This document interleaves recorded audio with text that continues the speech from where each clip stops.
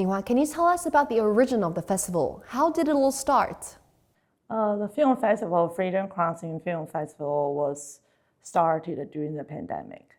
And during the pandemic, we all have a deep concern about this full crisis of the whole humanity. And at that time, we were thinking about what we can do to help people to deliver their free spirit to reach outside of the world when everybody was forced to stay inside. So at that time, we were thinking the spirit of freedom at that critical moment is the most important thing. So I started to create and curating the themes of life and death. And luckily, I find there are a lot of good documentaries and films in Taiwan that happen to care about those issues, about people's life.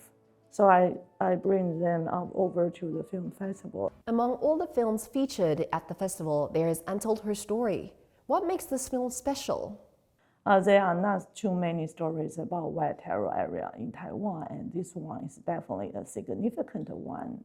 Especially the films address the female experience for the prisoners in Green Island during the 1950s to 1970s.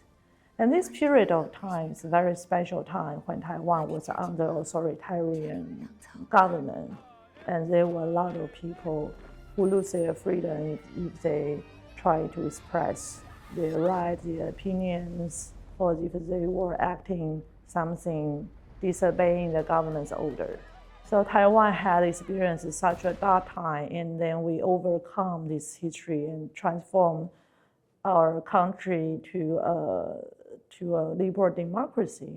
And right now we are confident enough to look back to the history at that time and to reflect that history through the individual and the personal experience, and to see those women as a person, not as a criminals or the prisoner,